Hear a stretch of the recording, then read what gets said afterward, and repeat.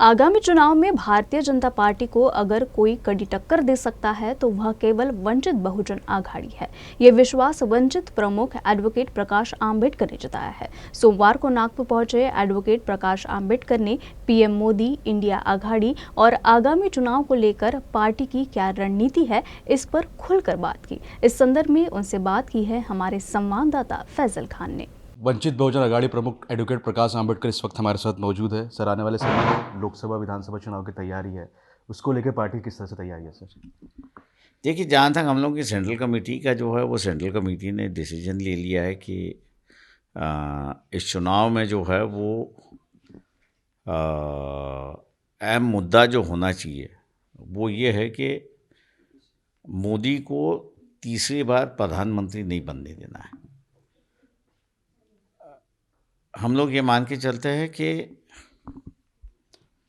ये देश के लिए एक काफ़ी डिज़ास्टर होगा और ये जो प्रजातंत्र है, डेमोक्रेसी जो है, इसको काफ़ी बड़ा खतरा उपस्थित होगा। डेमोक्रेसी चलती रहेगी तो इस देश की विश्वासार्हता चलती रहेगी। अगर इस विश्वासार्हता को ही ठेस पहुँच गई तो फिर बिखरावपन की बात यहाँ पे आना शुरुआत होगी।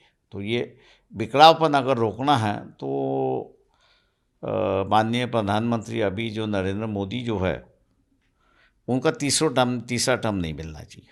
सर, यही एजेंडा को लेकर इंडिया आघाड़ी भी है और इंडिया आघाड़ी में आप भी शामिल नहीं, तो आपका क्या रुख है इसमें? देखिए, इंडिया आघाड़ी का वो नहीं है। इंडिया आघाड़ी जो है वो अपने आप को सत्ता में लाना चाह रही है और हाँ, ये मेरे ख्याल से दोनों अलग अलग पॉइंट है कि आप मोदी जी को तीसरी बार प्रधानमंत्री नहीं होना देना चाह रहे या अपनी पार्टी सत्ता में ले आने से। ये दो अलग अलग बातें हैं और ये दोनों बातें ऐसी है कि एक म्यान में नहीं रह सकती।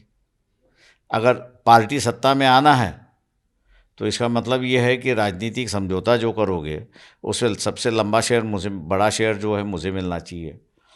अगर ये लाइन रही तो टकराव की बात है।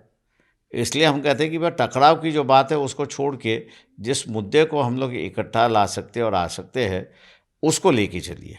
महाविकास आघाड़ी के कई नेताओं का भी बयान है, वो महाविकास आघाड़ी में आपको शामिल होने का एक इनडायरेक्टली ऑफर भी दे रहे हैं। प्रकाश आंबेडकर जी का इसमें क्या है, वो महाविकास आघाड़ी में शामिल होंगे भविष्य में? देखिए, लोग ऐसे बयान दे रहे हैं कि जिसका मैं समझता हूँ कि कोई वजूद भी नहीं है और ना वो उन पार्टी के CWDC के मेंबर्स भी है। तो उन पर मैं टिप्पणी नहीं करता हूँ। मैं दया आती है उन पर कि अपने आप को मार्केट पे सर्कुलेट करने के लिए कुछ भी बयान देते थे। इनकी इच्छा भी है कि प्रकाश आंबेडकर जी महाविकास सवाल आघाड़ी ऐसे है में। कि उनकी वो CWC के मेंबर होते तो मैं समझता कि उनकी इच्छा का पूर्ति होती। लेकिन जहाँ जिनकी इच्छा की पूर्ति नहीं हो सकती और ना करवा सकते हैं, इन बातों को उन्होंने यहाँ से करने के बजाय उनके अगर नेताओं से बातचीत करते होते तो ये है। इसलिए मैं कहता हूँ कि ये अपना TRP बढ़ा रहे, दूसरा और कुछ नहीं है। विदर्भ में सर किस तरह से फोकस रहने वाले, क्योंकि अकोला में आपकी पार्टी का भी मजबूत है। विदर्भ के जो बाकी जिले हैं वहाँ पे किस तरह से पार्टी जमीनी स्तर पे काम करने के जो लिए? है मैं कहूँगा कि हम लोग के पास मिनिमम जो है वो 2-2.25 लाख वोट फिलहाल हम लोग के साथ में अभी है।